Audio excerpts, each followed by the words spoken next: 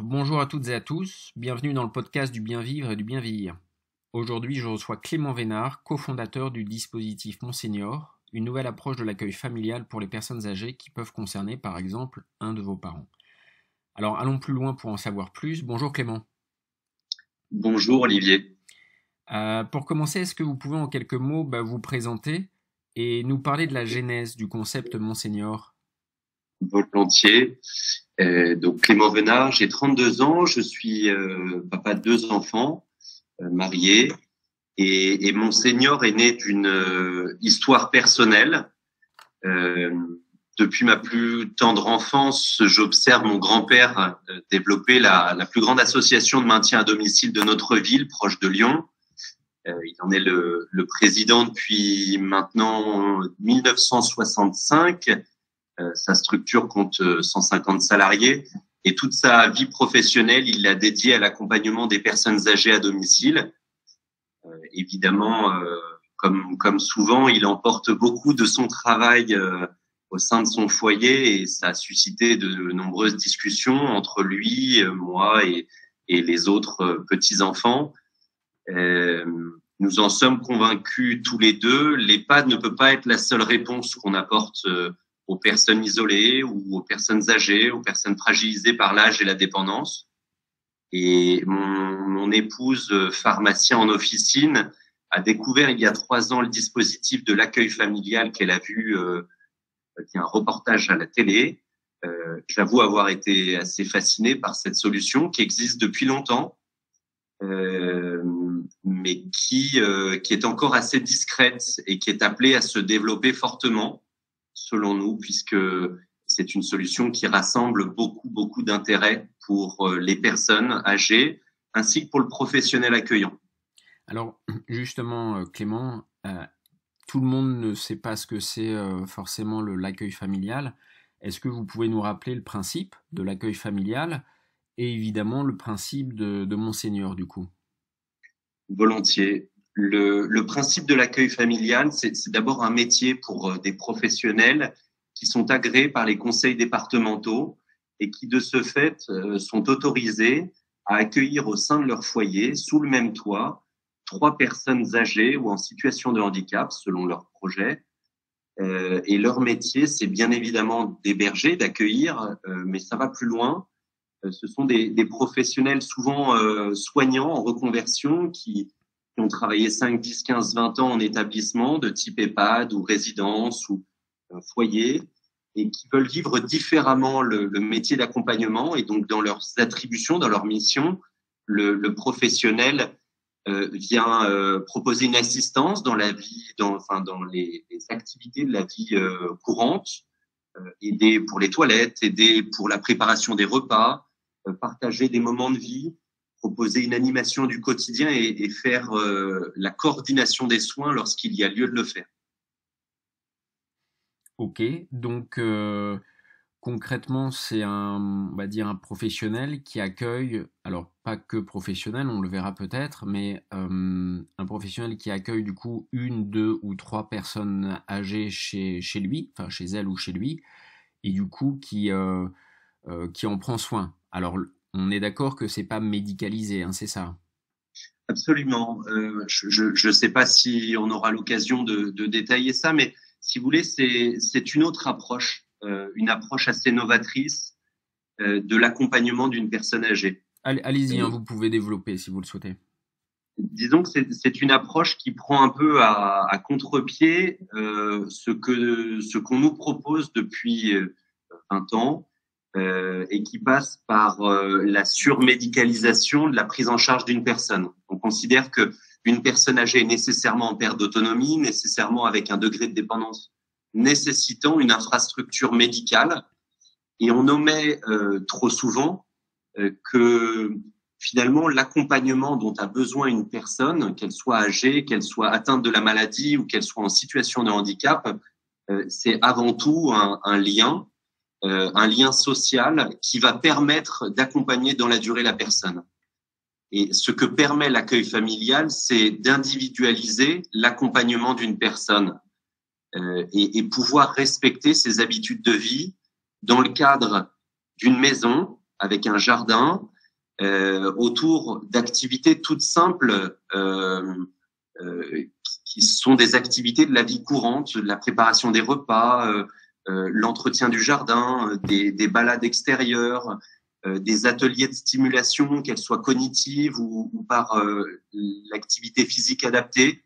Et tous ces ateliers, toutes ces sollicitations du quotidien très banales sont en fait le moteur qui va maintenir, qui ne va pas soigner, on est d'accord, mais qui va maintenir ou qui va permettre de responsabiliser et de redonner un rôle aux personnes dans ce foyer. Ok, c'est clair. Et finalement, alors moi, à travers mon activité, je suis en contact régulier avec des professionnels de santé, des médecins, des structures, publiques ou privées d'ailleurs. Nombreuses fois, j'ai rencontré aussi des directions d'EHPAD ou de résidences seniors. Donc finalement, mon senior et l'accueil familial et plus spécifiquement mon senior se distingue ou en tout cas peut représenter une alternative on va dire, au bien vivre et au bien vieillir des personnes âgées. En tout cas, de mon point de vue, voilà, je ne juge aucun accueil ou aucune structure, aucun dispositif. Moi, ce qui m'intéresse, c'est de mettre en avant effectivement ce qui existe, ce qui est proposé, parce que tout le monde ne connaît pas forcément les différentes solutions possibles. Et effectivement, on va dire, ce que vous mettez en avant, ce que vous proposez, est différent des structures, on va dire, comme les résidences seniors ou les EHPAD. Hein. Oui, absolument. Nous non plus, nous n'opposons pas nécessairement les solutions. Notre croyance, c'est que au contraire, il faut créer un large panorama de solutions qui permettent d'accompagner les habitudes de vie, les désirs, les besoins d'accompagnement de chacune des personnes et de sortir de ce dualisme entre le domicile et l'EHPAD. EHPAD qui était la solution très très majoritairement présentée, proposée, qui l'est toujours d'ailleurs, puisque 80% des solutions, des places d'accueil proposées aux Français sont en fait des places en structure médicalisée de type EHPAD. Et nous, on pense que il faut suivre le parcours de vie d'une personne et proposer la bonne solution qui va correspondre à son étape et à son projet de vie.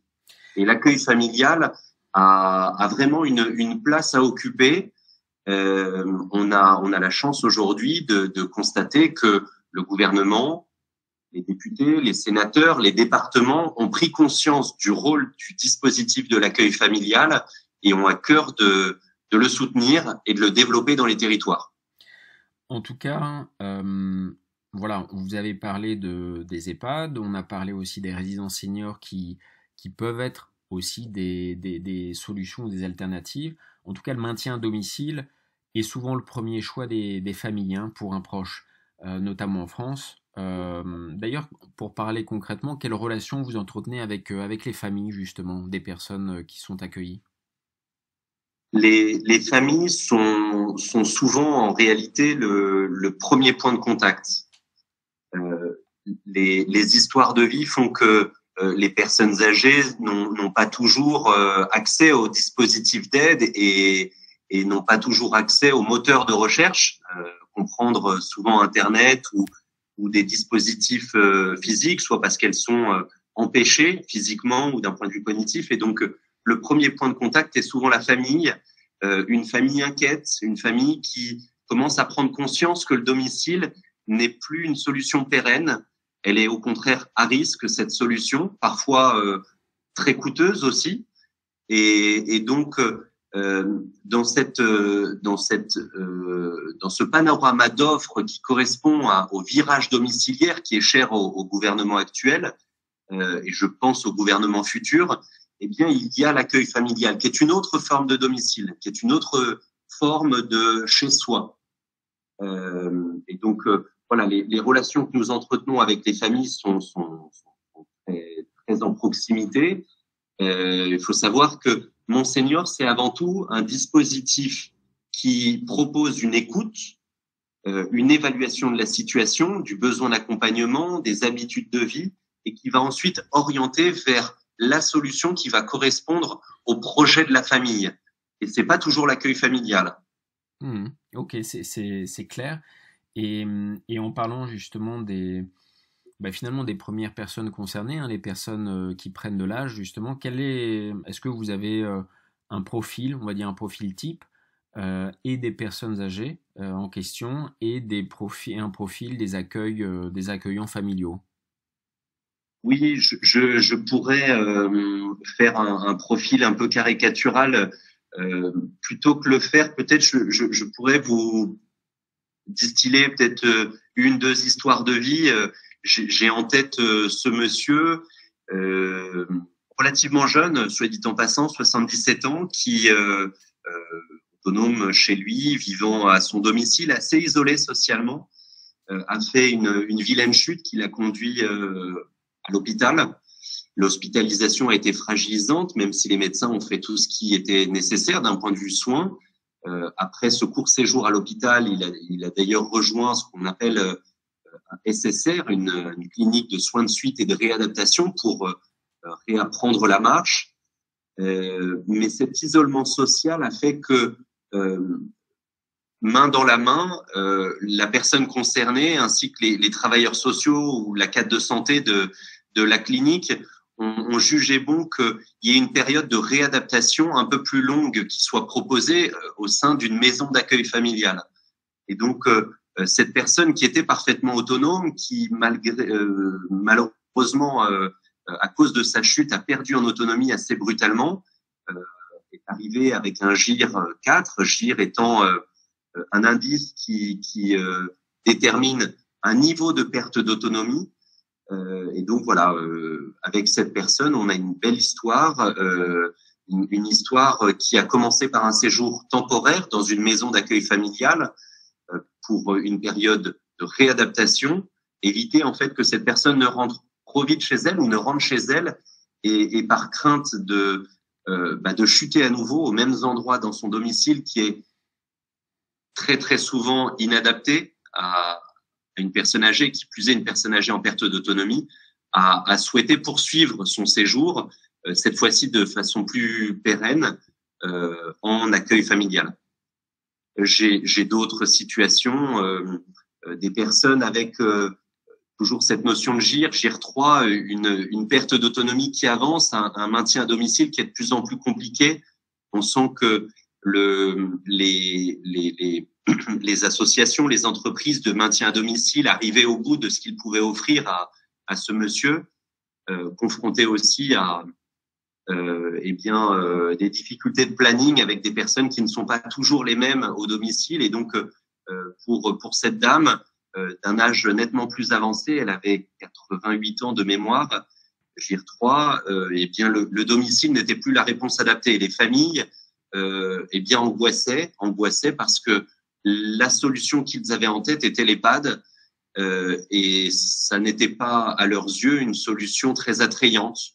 Et donc on fait le choix de faire confiance à une professionnelle accueillante, et donc cette dame a rejoint le domicile le domicile de l'accueillante familiale pour un séjour permanent qui dure maintenant depuis 2 ans et demi et qui n'est a priori pas prêt de s'arrêter. Merci Clément pour ces exemples de vie. Et vous avez utilisé un mot important, l'angoisse, parce que finalement, c'est aussi une période, alors, et pour les personnes qui vieillissent, et pour les accompagnants, c'est-à-dire pour les aidants, notamment les aidants familiaux ou les aidants professionnels, c'est souvent une période de stress ou d'anxiété avec des responsabilités, des choix à faire aussi, une autre vie à laquelle s'adapter. Et c'est vrai que par expérience, je sais que combien la parole, l'écoute et les échanges sont importants pour vivre de manière plus apaisée. Parce que finalement, pour tous, pour la personne qui vieillit, pour les aidants, l'apaisement est extrêmement important. Et l'accompagnement finalement psycho-émotionnel, on va dire, même pour les aidants et les professionnels aussi, est essentiel pour une quête du bien vivre ensemble et du bien vieillir individuel, on va dire. Êtes-vous d'accord avec ça? Absolument. Je dirais que c'est crucial. Enfin, disons que l'angoisse, on la retrouve aussi bien au sein des familles, donc ce qu'on appelle les proches aidants, conjoints, enfants, amis et autres, qui se succèdent au domicile de la personne concernée et qui font leur maximum pour la soutenir, pour lui apporter du confort. Cette angoisse, on la retrouve aussi très souvent chez les personnes âgées, pas que, mais qui se raccrochent à leur domicile, qui essayent mordicus d'y rester parce que et on les comprend aisément. C'est là où ils ont leurs repères, là où ils ont leurs affaires personnelles, leurs souvenirs. Ils y ont vécu ces 10, 15, 20, 30 dernières années. Donc c'est vrai que ce terme d'angoisse, nous, à notre mesure, on essaye d'apporter de l'apaisement. On le fait de différentes façons. D'abord à travers une information fiable, à travers de la réactivité, à travers du professionnalisme. Ce sont des éléments qui sont absolument essentiels pour permettre d'apporter un petit peu d'apaisement et pour construire un projet de vie. Dans notre cas, qui passe souvent donc par des séjours en maison d'accueil familial, vous l'aurez compris. Je le rapprocherais aussi, si je devais donner un autre terme essentiel, de la notion de confiance. Et il y a deux termes qui s'opposent, l'angoisse, on en a parlé, et la confiance qui contribue justement à cet apaisement. Et la confiance, elle est au cœur de ce qu'on essaye de faire, de toutes nos actions qu'on essaye de mettre en place au niveau de notre équipe de coordination sociale. Peut-être qu'on en parlera par la suite.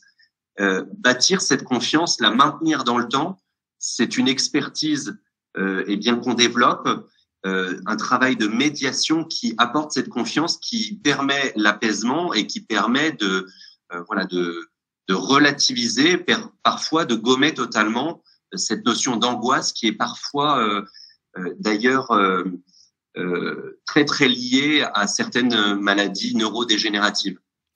Mais la confiance est un mot essentiel. L'aspect moral ou mental est d'une importance primordiale, hein, évidemment, dans l'accompagnement. Tout comme l'aspect social d'ailleurs pour les personnes âgées. Alors on l'a évoqué, vous l'avez évoqué rapidement tout à l'heure. On va y revenir un petit peu. Quel est votre point de vue justement sur l'aspect social finalement de l'accueil familial, alors notamment à travers Monseigneur, mais cette relation qui se crée entre les personnes âgées et justement les accueillants familiaux? En effet, on en a un petit peu parlé. L'aspect social, il est central. Selon nous, et on le prouve à travers des mesures d'impact, on n'est pas les seuls, on n'est pas les premiers à le prouver. Je pense que aujourd'hui, j'enfonce des portes ouvertes. C'est par le lien, c'est par l'écoute, c'est par la discussion, c'est par la stimulation cognitive et autres physique aussi que qu'on arrive à maintenir en activité, en autonomie les personnes. Et des petites choses, encore une fois, toutes simples du quotidien, une attention portée, une discussion, une question de poser, permet de briser la glace, créer cette confiance, créer une confiance en soi aussi, permet aussi de responsabiliser les personnes et de redonner du sens à des vies qui sont parfois un peu chahutées. Puisque arrivé à un certain âge, à peu près la moitié de ces personnes âgées n'ont que peu de liens, voire plus de liens sociaux au quotidien, tous les jours. Et cet isolement dans lequel ils sont plongés, c'est quelque chose d'absolument bouleversant. En fait, je pense, l'homme est un animal sociable. Et ce sont ces liens qui permettent en fait de maintenir, et encore une fois de stimuler et d'apaiser. Oui, parce qu'en plus, ce n'est pas une question simplement de maintenir la vie, c'est aussi et surtout même de pouvoir vieillir manière, on va dire, plus apaisée, la manière la plus aimante, la plus sensée, la plus humaine finalement qui soit, hein. Et, euh, Absolument. et en parlant justement d'humanité, en parlant de personnes ou de relationnel, est-ce que vous pourriez voilà, nous décrire un petit peu comment se composent les équipes finalement de Monseigneur, la structure, comment vous organisez, quelles sont un peu quelle est votre organisation, et au-delà, nous parler un peu du développement finalement de l'accueil familial de demain, quoi. Quel est l'accueil familial de demain selon vous, de votre point de vue, voilà. Avec plaisir. Monseigneur, c'est donc une entreprise d'utilité sociale, donc il y a un agrément qui s'appelle ESUS, entreprise solidaire d'utilité sociale. C'est un agrément fort qui est inscrit dans nos statuts et qui stipule, qui affiche le fait que Monseigneur est un organisme qui recherche à but premier une mission d'utilité sociale. C'est une entreprise qui est à lucrativité limitée. Il y a un certain nombre d'autres engagements qui nous engagent vis-à-vis de nos équipes. On travaille autour de deux activités, deux expertises que l'on développe au quotidien. Une expertise de coordination sociale, donc qui va permettre à des professionnels en reconversion, souvent des soignants, d'envisager le métier d'accueillant familial, d'abord de le connaître et puis de l'envisager et de le vivre au quotidien. Donc, une partie de notre équipe de coordination sociale vient en appui pour faciliter le quotidien de l'accueillant à travers un certain nombre de démarches administratives, en lui proposant des solutions de remplacement pour pouvoir prendre du répit, du repos au sein de au quotidien, dans l'exercice de son métier. Une autre partie de l'équipe de coordination sociale a vocation à accompagner des familles et des bénéficiaires, personnes âgées ou en situation de handicap, vers le dispositif lorsqu'il y a lieu de le faire. Donc ça passe, comme je le disais, par un temps d'échange, un temps d'écoute, un temps d'évaluation, de construction d'un projet. Et lorsque l'accueil familial est indiqué, eh bien, on oriente ces familles vers le projet de l'accueillant qui va être indiqué. Il y a évidemment des critères de localisation, il y a des critères beaucoup plus pointus sur le respect des habitudes de vie de la personne, de centres d'intérêt et aussi un besoin d'accompagnement. L'accueillant familial aura-t-il la possibilité, la connaissance de certaines pathologies, le souhait de proposer une aide pour les toilettes, pour la préparation des repas, pour certaines activités ou autres. Donc, voilà l'activité de coordination sociale. Je compléterai en disant que nous nous inscrivons dans la durée aux côtés des accueillants, de la personne concernée et des familles en qualité de tiers de confiance tout au long d'un séjour. Donc, on agit en qualité de médiateur, si vous voulez. Notre travail, c'est d'organiser des temps d'écoute, des temps d'échange, c'est de détecter en amont des situations qui seraient à risque de glissement pour anticiper les choses et pour essayer de ne pas être dans une posture de réaction, mais bien d'anticipation. Oui. Et vous parliez justement tout à l'heure notamment d'habitat, de nouvel habitat. Vous avez un projet comme ça on va dire de construction ou un projet de développement d'un nouveau type d'accueil familial, non? Absolument, absolument. Je parlais de deux expertises. La première, coordination sociale. La deuxième, en fait, c'est de doter chacun de nos accueillants familiaux d'un habitat, d'une maison individuelle qui a été spécifiquement pensée pour faciliter leur métier. Et donc, de manière très concrète, nous avons conçu la maison qui nous semble la plus adaptée à ce métier. Nous la construisons. Donc, nous gérons tout ça en interne avec une équipe dédiée. Et nous proposons à la location ces maisons d'accueil familial qui sont réunies par 3 et qui forment des hameaux pour permettre à ces professionnels de créer des liens d'entraide avec les 2 autres accueillants, pouvoir proposer une animation du quotidien qui puisse se faire à l'échelle de la maison, mais aussi à l'échelle du hameau. Et donc, voilà, pour nous, l'accueil familial de demain, c'est évidemment ce qu'on tend à bâtir. c'est une solution qui marche sur deux jambes. Un habitat dédié, pensé spécifiquement pour le métier, où la maison est adaptée et donc n'est pas une difficulté, ne constitue pas une entrave au quotidien. Au contraire, facilite le quotidien, garantit l'intimité de chacun et le confort de tous. Et de l'autre côté, une coordination sociale qui vient en complémentarité des conseils départementaux. Les départements contrôlent, font le suivi médico-social, sanctionnent le cas échéant, et mon senior accompagne, est le facilitateur, vient fluidifier les échanges. Et voilà, pour nous, l'accueil familial de demain a de fortes chances de pouvoir émerger aux côtés du domicile bien connu, des EHPAD bien connus ou des résidences services seniors. Et il y a tout à jouer si on arrive à bâtir ces solutions qui mêlent un habitat dédié avec cette dimension d'accompagnement.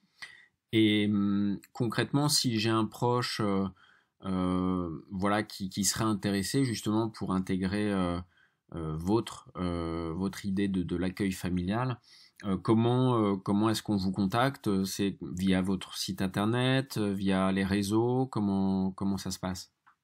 En effet, on est présent, comme j'allais dire, tout à chacun sur différentes plateformes, différents réseaux. Peut-être que les médias les plus faciles seront peut-être notre site internet sur lequel eh bien familles et personnes vieillissantes ou en situation de handicap pourront trouver déjà un certain nombre d'informations et pourront ensuite renseigner une demande d'information, un formulaire. Nous les recontacterons dans les tout prochains jours pour eh bien programmer ce temps d'échange, cette évaluation. On est aussi très très joignable par téléphone.